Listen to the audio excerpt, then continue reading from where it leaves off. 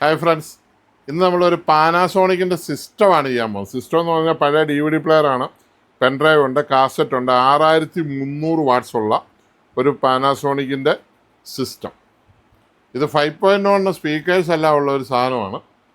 അപ്പോൾ ഇതിൻ്റെ model number എന്ന് പറയുമ്പോൾ SA-VK760 എന്നാണ് ഇതിൻ്റെ മോഡൽ നമ്പർ. സാധനം ഡെഡാണ്, സ്റ്റാൻഡ് ബൈ മാത്രമേ ഉള്ളൂ. ഈ സ്റ്റാൻഡ് ബൈ എന്ന് പറയുമ്പോൾ പ്രോസസ്സർ IC കംപ്ലൈൻ്റ് ആയാലും ഇങ്ങനെ സ്റ്റാൻഡ് ബൈ ആയിട്ട് നിൽക്കും. ഇവിടുന്ന് പൾസസ് പ്രോസസ്സർ ICക്ക് എന്ന് IC ഓണായെങ്കിൽ മാത്രമേ ബാക്കി കാര്യങ്ങളൊക്കെ വരുള്ളൂ. ഇത് ഒത്തിരി നാളൊക്കെ ഉപയോഗിക്കാതെ ഇരുന്ന് കഴിയുമ്പോഴാണ് ഇങ്ങനെ വരുന്നത്. പിന്നെ ക്ലാവോ കാര്യങ്ങളോ ഒക്കെ കയറിയിട്ടുണ്ടെങ്കിൽ ഇത് നന്നാക്കാൻ ബുദ്ധിമുട്ടായിട്ട് മാറും. കാരണം ഉപയോഗിക്കാതെ ഇരുന്ന എല്ലാ സെറ്റും തന്നെ ഏകദേശം കേടാകുന്ന ഒരവസ്ഥയാണ് ഇവിടെ ഉള്ളത്. പ്രത്യേകിച്ച് നമ്മുടെ കാലാവസ്ഥ, കേരളത്തിലെ ഹ്യൂമിഡിറ്റി, ഇതെല്ലാം ഇതിന് കാരണമാണ്. അപ്പോൾ നമുക്കിതൊന്ന് അഴിച്ചു നോക്കാം, എങ്ങനെയാണ് ഇതിൻ്റെ അവസ്ഥയെന്ന് നമുക്കൊന്ന് അഴിച്ചു നോക്കാം.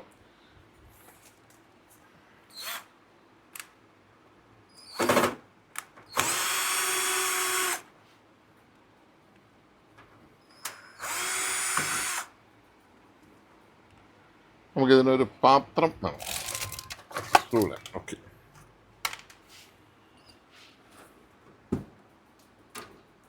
സ്ക്രൂ ഒക്കെ അഴിക്കുമ്പോൾ നമ്മൾ പ്രത്യേകം ഓരോ സെറ്റിൻ്റെയും ഓരോ പാത്രത്തിൽ വെച്ചില്ലെങ്കിൽ നമുക്ക് അതിൻ്റെ സ്ക്രൂ ഏതാണെന്ന് പിന്നെ അറിയാൻ പറ്റാതെ വരും. പിന്നെ ഏതെങ്കിലുമൊക്കെ സ്ക്രൂ ഇട്ട് ഇത് കണ്ടത് പകുതി ഏതൊക്കെയൊക്കെയോ സ്ക്രൂ ഒക്കെ ഇട്ട് ആരോ തുറന്ന് വെച്ചിട്ടുണ്ട്. തുറന്ന് നോക്കിയതാണ്, നമ്മളൊന്ന് ട്രൈ ചെയ്ത് വേണം.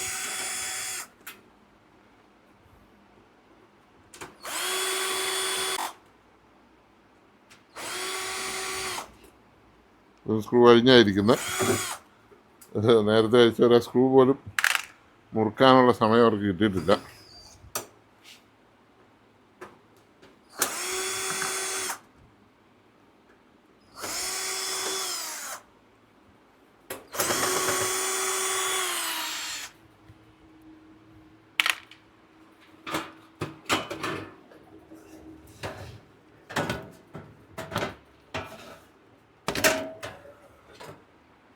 ഇതിനകത്ത് നിറയെ പൊടിയും മണ്ണുമാണ്, നിറയെ പൊടിയും മണ്ണും. സാധനം എങ്ങനെ നന്നാക്കുമെന്ന് എനിക്കറിയത്തില്ല. അസൽ പൊടിയും മണ്ണ്.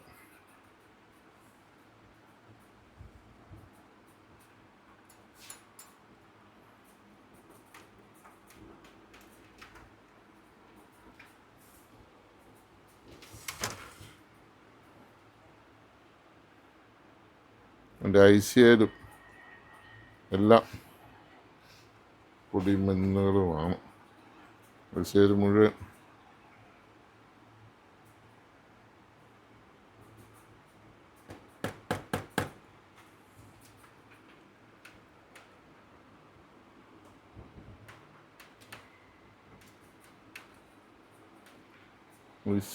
ക്ലാവ് കാര്യങ്ങളൊക്കെയാണ്.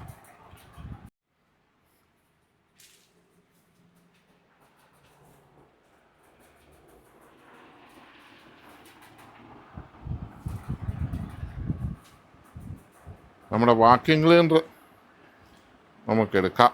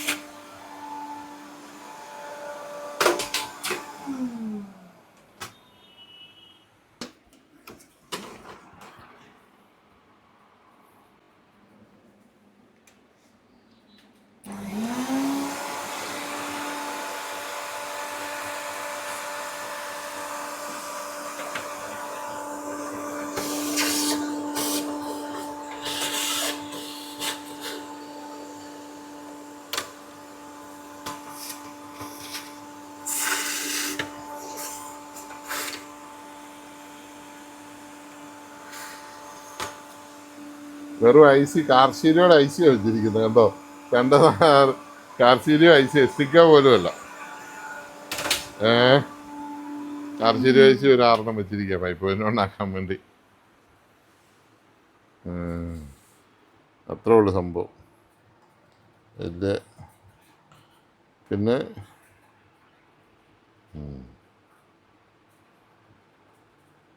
മൊത്തം ക്ലാവ് കയറി ഇരിക്കുക. ഇത് ശരിയാകുന്ന കാര്യം സംശയമാണ്. പൊടിയെല്ലായിട്ട് ഒത്തിരി നാൾ ഉപയോഗിക്കാതിരുന്ന് കഴിയുമ്പോഴത്തേക്കും ഈ സിസ്റ്റം കൺട്രോളിൻ്റെ ക്രിസ്റ്റലും കാര്യങ്ങളും ഒക്കെ പോകും. അതാണ് മെയിൻ പ്രശ്നം.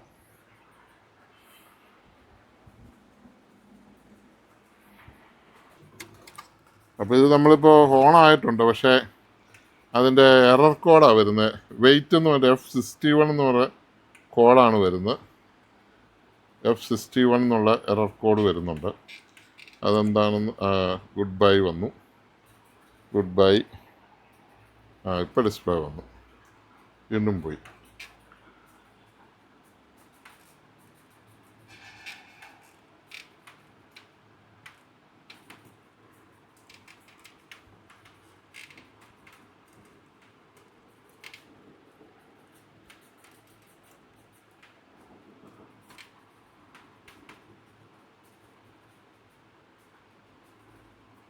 ഗുഡ് ബൈ എന്ന് ഇടയ്ക്ക് വരുന്നുണ്ട്, വരുന്നുണ്ട്.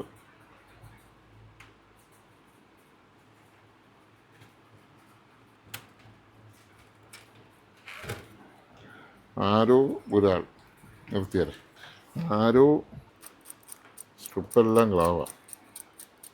അതാണ് ഈ ഒരു പരിധി കഴിഞ്ഞാൽ പിന്നെ എല്ലാ കണക്ഷനുകളും എല്ലാം ക്ലാവായി കണക്ഷൻ പോലും കിട്ടാതെയാവും. അതാണ് വിഷയം.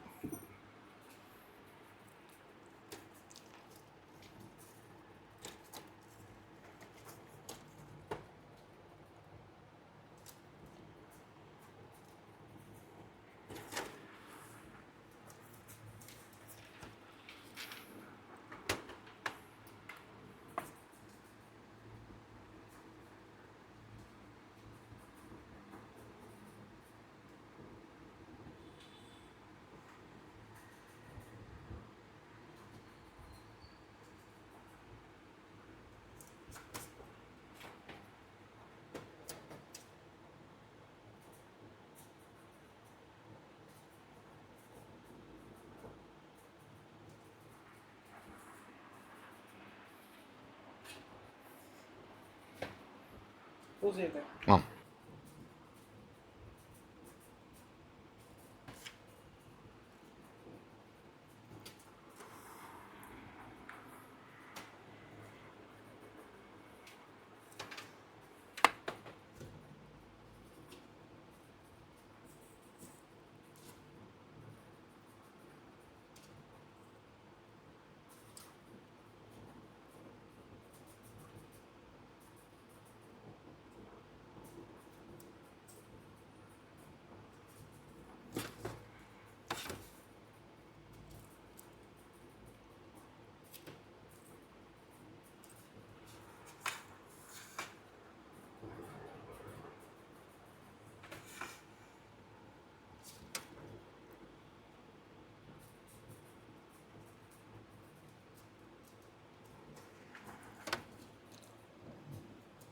പാനാസോണിക് എന്ന് പറഞ്ഞാൽ ഒരു കാലത്തൊരു രാജാവായിരുന്നു. ഇപ്പം പാനാസോണിക് നഷ്ടത്തിലാണെന്നാണ് പറയപ്പെടുന്നത്. എന്നാ ചെയ്യാം. ഈ പഴയ നാഷണൽ പാനാസോണിക്കിൻ്റെ ടേപ്പ് റെക്കോർഡൊക്കെ ഉപയോഗിച്ചിട്ടുള്ള ഒരാളാണ് ഞാൻ. അതുകൊണ്ട് അതിൻ്റെ ഒരു ക്വാളിറ്റിയും കാര്യങ്ങളും ഇന്നത്തെ കമ്പനിയുടെ അവസ്ഥയും വെച്ചൊക്കെ നോക്കുമ്പോൾ നമുക്ക് സങ്കടം തോന്നാറുണ്ട്. ശരിക്കും ജപ്പാൻകാർക്ക് മൊത്തത്തിലൊരു ഇലക്ട്രോണിക്സിൽ അവർ നമ്പർ 1 ആയിരുന്നെങ്കിലും അവർ പിന്നോട്ട് പോയി. അവർ മറ്റുള്ളവരെ ആശ്രയിച്ചാണ് അതിൻ്റെ അടിസ്ഥാനമായ പ്രശ്നം. നമ്മളാണേലും വേറെ ആൾക്കാർ പണി ചെയ്ത് തരുമെന്ന് പറഞ്ഞ് ആശ്രയിച്ചപ്പം വരുന്ന പോലെ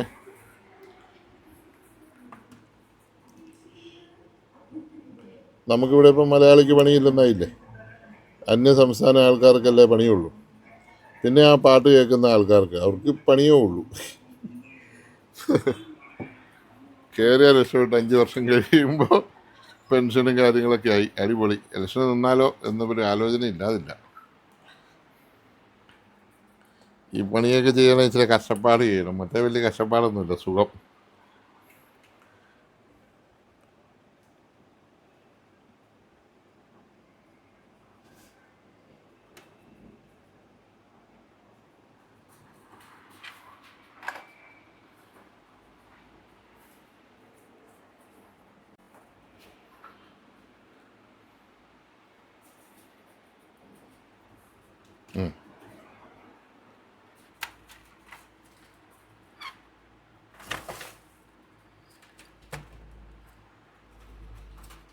DVD ഒരുവിധം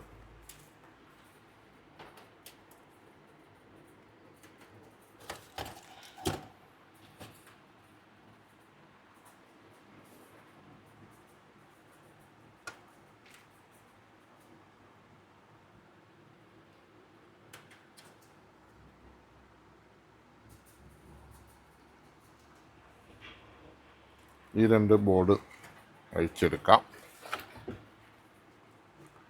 പവർ സപ്ലൈ ആണ്.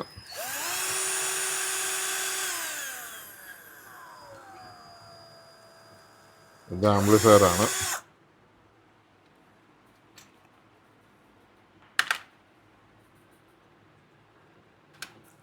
ഞാൻ സൈഡിൽ കാണാം സ്ക്രൂ.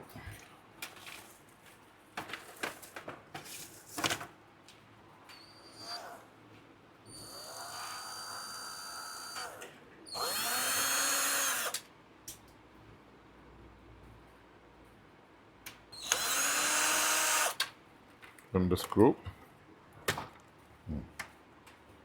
എത്തോ. ഇത് നമുക്ക് ട്യൂസ് ഇറങ്ങിയെടുത്തോ.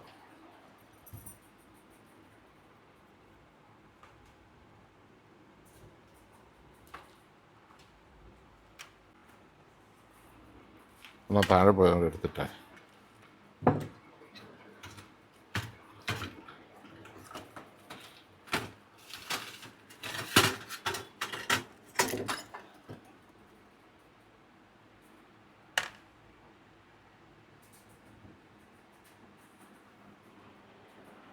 പോസ് ചെയ്തോ. ഞാൻ ഇവിടെ ഒരു റെഗുലേറ്റർ ഉണ്ട്. ഇത് കണ്ടോ, ഈ റെഗുലേറ്റർ ഇത് ആടുകയത്. ഇത് കണ്ടേ, പറഞ്ഞ് ഇരിപ്പുണ്ട്. ഇവിടെ ഒരു റെഗുലേറ്റർ ഉണ്ട്, അത് ഏകദേശം പറഞ്ഞാണ് ഇരിക്കുന്നത്. ഇവിടെ വീണ്ടും ഒരു റെഗുലേറ്റർ ഉണ്ട്, ഇവിടെ ഉണ്ട്. ഇത് ശരിക്കും പവർ ആംപ്ലിഫയറിൻ്റെ സപ്ലൈ ഭാഗമാണ്. അപ്പോൾ അതുകൊണ്ടും നമുക്ക് ഈ പ്രശ്നങ്ങൾ ഉണ്ടാകാം. ഇത് ഇവിടുന്ന് നേരെ ഔട്ടാണ് പവർ ആംപ്ലിഫയർ പോകുന്നത്. ഇവിടം കറക്റ്റായില്ലെങ്കിൽ ഉറപ്പായിട്ടും വിഷയമാകാം. അപ്പോൾ അതുകൊണ്ട് നമുക്കിത് ഒന്ന് ഊരി വെച്ചേക്കാം. അല്ലേ വേണ്ട, ഇങ്ങനെ വെച്ചാൽ മാർക്കർ ചെയ്യണേ. മാർക്കർ ഇതാണ് ഇതിൻ്റെ ആംപ്ലിഫയർ ബോർഡ്. ഇത് 4 IC ഇടുന്ന ടൈപ്പ് ആംപ്ലിഫയർ ബോർഡാണ്. ചില മോഡലിന് ചിലപ്പോൾ ഇച്ചിരിയുടെ പവർ കൂട്ടാൻ വേണ്ടി ഡ്യുവൽ സബ് വൂഫറൊക്കെ വെക്കാൻ വേണ്ടിയിട്ടായിരിക്കും. ഇപ്പോൾ 3 IC ഇതിനകത്ത് കംപ്ലൈൻ്റ് ഉണ്ട്, അത് നമ്മൾ മാറ്റിയിട്ടുണ്ട്. ഇനിയുള്ളതെന്ന് പറഞ്ഞാൽ ഇതിൻ്റെ ബോർഡിൽ ഒത്തിരി ഡ്രൈ കാര്യങ്ങളൊക്കെ ഉണ്ടായിരുന്നു, പഴക്കം കൊണ്ടുള്ള ഈ ക്ലാവ് പിടിച്ചിട്ടുള്ള പ്രശ്നമെല്ലാം. അതെല്ലാം നമ്മൾ ഒരുവിധം സോൾഡർ ചെയ്യാവുന്നതോളം ചെയ്തിട്ടുണ്ട്. അത് ഇനി ക്ലീൻ ചെയ്തിട്ട് നമ്മൾ ഈ സെറ്റ് ഒന്ന് ലോഡ് ചെയ്ത് നോക്കാൻ പോവാണ്. ഭാഗ്യമുണ്ടെങ്കിൽ നമ്മൾ രക്ഷപ്പെടും. അപ്പം ഞാൻ ചില വേസ്റ്റും തിന്നറും ഒക്കെ എടുത്തുകൊണ്ട് വരട്ടെ, എല്ലാം ഒന്ന് സ്റ്റോപ്പ് ചെയ്യണം.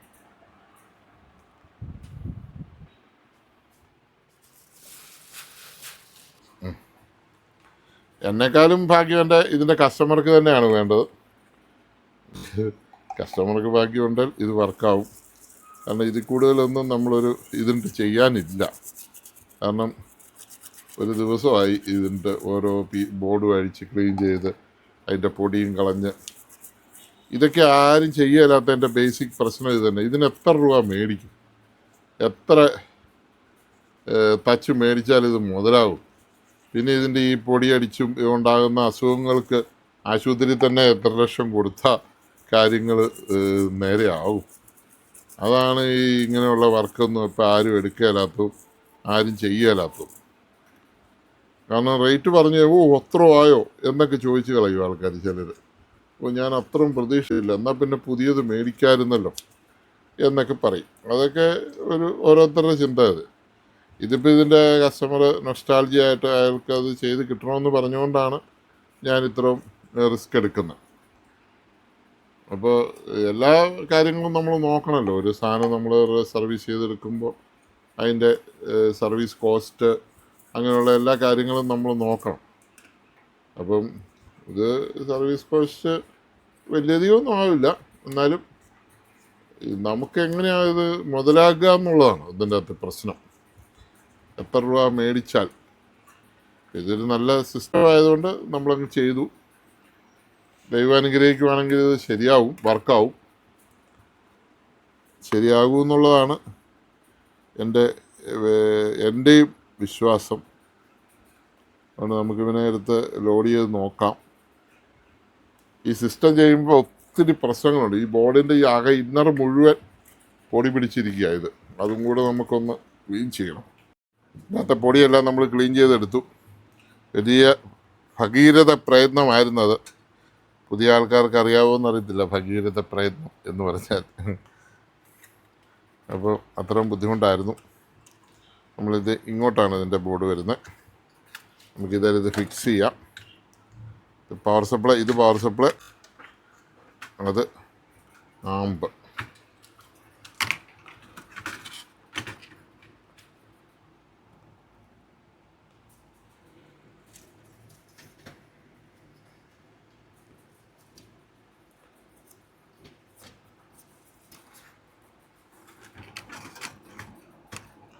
സ്ട്രിപ്പുകളെല്ലാം പഴകിയിരിക്കുന്നത് നമ്മൾ അഴിച്ചു കഴിയുമ്പോൾ പിന്നെ കണക്ഷൻ കിട്ടാൻ പാടാണ്.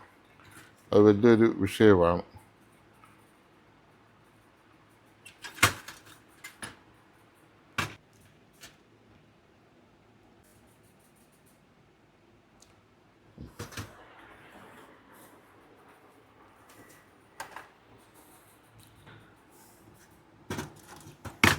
ഇത് പുറത്തെ ഇതിലോട്ട് വരുന്നത്. ഇത്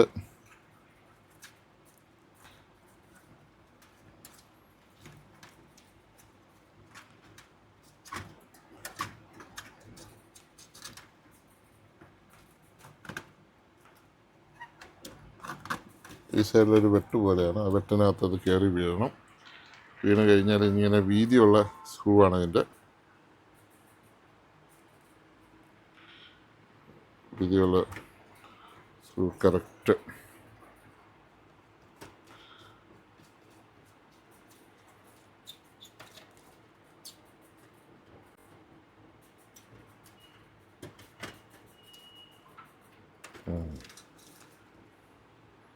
ഇച്ചിരി ഉയർത്തി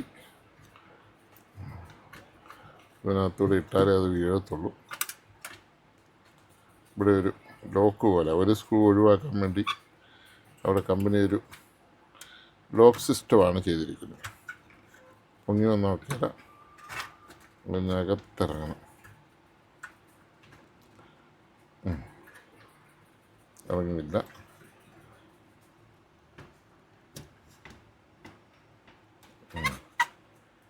ഇപ്പോൾ ഇറങ്ങി. അതുകൊണ്ട് ഈ കമ്പി കയറി ഈ ലോക്ക് ഇങ്ങോട്ട് വന്നു.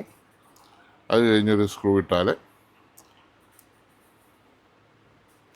ഇപ്പറേ അതുപോലെ തന്നെ ഒരു തകിട് വെച്ചിട്ട് സ്ക്രൂ ഇട്ടാൽ മതി. പക്ഷേ അപ്പോൾ സ്ക്രൂ അവിടെ ഇടാനും എടുക്കാനും അയക്കാനും ഒക്കെ ഇപ്പോൾ ഉള്ള ബുദ്ധിമുട്ട് കൊണ്ടായിരിക്കാം. പിന്നെ അവിടെ ഇത് വരുന്നുണ്ടല്ലോ. അതുപോലെ തന്നെ ഇപ്പറേ 2 സ്ക്രൂ ഉണ്ട്. ഇത് വന്നിരുന്ന സ്ക്രൂ അല്ല, ഇതുപോലെ വീതിയുള്ള സ്ക്രൂ ആണ്. എപ്പോഴും നമ്മളൊരു സെറ്റിൻ്റെ സ്ക്രൂകൾ അഴിച്ചു കഴിഞ്ഞാൽ അതാത് സെറ്റിനകത്ത് അതാത് സ്ഥലത്ത് തന്നെ ഇടാനായിട്ട് ശ്രമിക്കണം. എനിക്കിവിടെ വരുന്ന മിക്കവാറും സെറ്റുകളിലുള്ള ഒരു ചെറിയ പരാതി അത് മാത്രമേ ഉള്ളൂ. സ്ക്രൂ പഴയപടി ആരും ഇടുന്നില്ല. അതൊരു വളരെ മോശം സ്വഭാവമാണ്. അത് വർക്ക് പിന്നെ പെൻഡിങ് ആക്കി വെച്ചിട്ട് പോകുന്നതുകൊണ്ടായിരിക്കാം. എനിവേ, എന്താണേലും നമ്മൾ ഒരു സെറ്റ് തന്നാൽ ശരിയായില്ലേലും ശരിയായാലും അത് അവർ തന്ന ഒരു കണ്ടീഷന് തിരിച്ചു കൊടുക്കണമെന്ന് എനിക്കൊരാഗ്രഹമുള്ള കൂട്ടത്തിലാണ്. അപ്പോൾ അതുകൊണ്ട് ആണ് ഇങ്ങനെയൊക്കെ വരുന്നത്. ഇവിടെ അതുപോലെ ഒരു ലോക്ക് സിസ്റ്റമാണ്. കണ്ടതിനകത്ത് കയറി ആ ലോക്ക് വീണ് കഴിഞ്ഞാൽ കറക്റ്റായിട്ടെല്ലാം ആവും. സ്ക്രൂ ഇട്ടില്ല പോലും അവിടെ ഇരിക്കും. അത് കമ്പനി ചെയ്തിരിക്കുന്ന ഒരു പരിപാടിയാണ്. ഒറ്റ സ്ക്രൂവിൽ അവിടെ തീർന്ന് 2 സൈഡും ലോക്കാണ്. ഇനി ഈ സൈഡിലും ഉണ്ട്.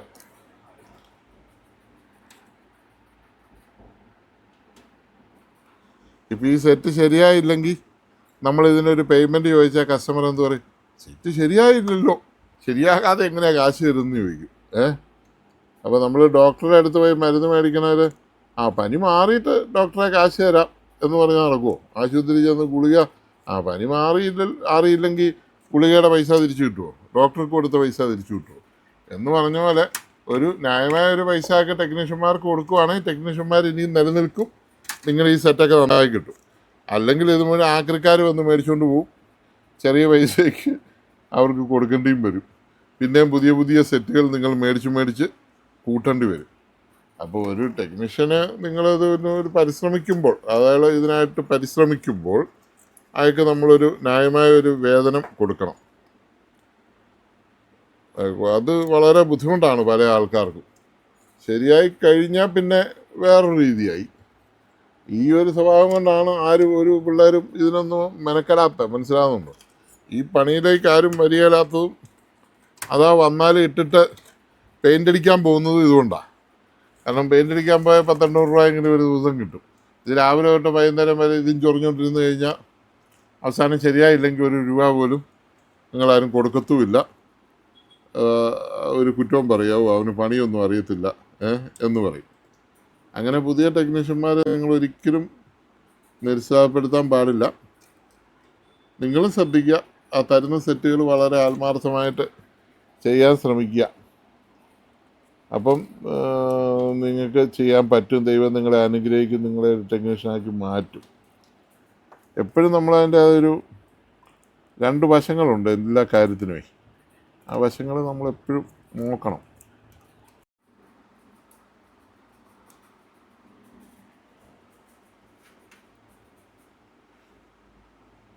F61 തന്നെ കഷ്ടപ്പെട്ടതെല്ലാം വെറുതെ, മനസ്സിലായില്ലേ? ഈ IC പോയതാ, ICകൾ ഒന്നും കിട്ടിയില്ല.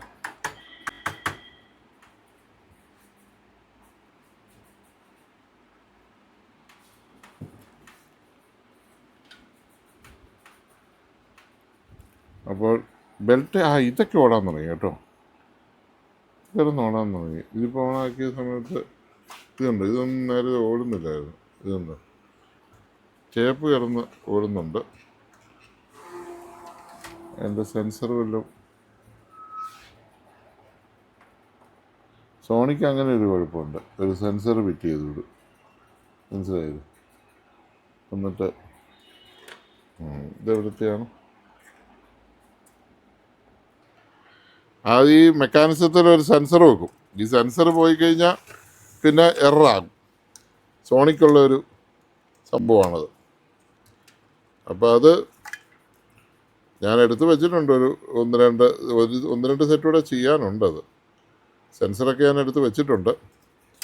അടുത്ത ദിവസം ചെയ്യുമ്പോൾ ഞാനത് കാണിക്കാം. ആ സെൻസർ എന്താണ്, ആ സെൻസർ കറക്റ്റായിട്ട് സെൻസ് ചെയ്തിട്ട് സിസ്റ്റം ഓണാകത്തില്ല. മെക്കാനിസം, അതായത് ടേബിൾ കാറിൻ്റെ മെക്കാനിസം കറങ്ങി അത് സെൻസ് ചെയ്യണം. അല്ലാതെ വേറെ ഒരു വഴിയില്ല. ഒരു മെക്കാനിസം പോയി കഴിഞ്ഞാൽ സെറ്റ് മൊത്തത്തിൽ പോയി. അതാണ് അതിൻ്റെ ഒരു പരിപാടി. ആ മണ്ട മെക്കാനിസം വരുന്ന സ്ക്രീനൊക്കെ ഉള്ള സെറ്റുകൾക്കാണ് ഇങ്ങനെയുള്ള സംഭവം നമ്മൾ കാണാറ്. ഇതിപ്പം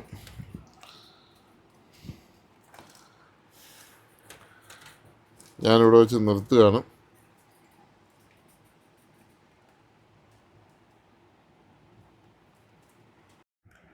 അപ്പോൾ നമ്മൾ ആ സെറ്റ് അവിടെ വെച്ച് നിർത്തി. ഇങ്ങനെ ഒത്തിരി പഴക്കമുള്ള സെറ്റുകൾ, ഉപയോഗിക്കാതിരിക്കുന്ന സെറ്റുകളൊക്കെ വരുന്ന പ്രശ്നം ഇതാണ്. അങ്ങനെയുള്ളവർക്ക് വേണ്ടിയിട്ടാണ് നമ്മൾ നമ്മുടെ TV21 AS21 എടുത്തിരിക്കുന്നത്. അപ്പോൾ ആ സെറ്റിന് നമ്മുടെ TV21 അറ്റാച്ച് ചെയ്ത് കൊടുത്തു. അവർ കൊല്ലത്തുനിന്ന് വന്ന ആൾക്കാരായിരുന്നു. അവർക്ക് വളരെ ഇഷ്ടപ്പെട്ടു. നല്ല അടിപൊളി പവറായിരുന്നു. തിരക്കായതുകൊണ്ട് അതിൻ്റെ വീഡിയോ സെപ്പറേറ്റ് എടുക്കാൻ പറ്റിയില്ല. കുറേ സ്പീക്കേഴ്സ് എല്ലാം ഉള്ള നല്ലൊരു സെറ്റായിരുന്നു അത്. 5.1 ഉണ്ടായിരുന്നു. അത് നമ്മൾ 2.1 ആക്കി കൊടുത്തു. 3 ചെറിയ സ്പീക്കർ മാത്രമേ മിച്ചം വന്നുള്ളൂ. ബാക്കി മെയിനായിട്ട് 2 സ്പീക്കറും സബ് വൂഫറും ഓക്കെ ആയി. അപ്പോൾ നമ്മുടെ ചാനൽ കണ്ടിട്ടില്ലാത്ത എല്ലാവരും സബ്സ്ക്രൈബ് ചെയ്യുക. സബ്സ്ക്രൈബ് ചെയ്തതിന് ശേഷം ബെല്ലൈക്കൺ എനേബിൾ ചെയ്താൽ പുതിയ പുതിയ വീഡിയോ ഇടുമ്പോൾ നിങ്ങൾക്ക് കിട്ടും. ഹൈപ്പ് ചെയ്യുക. അപ്പോൾ എല്ലാവർക്കും വളരെയധികം നന്ദി. നമസ്കാരം.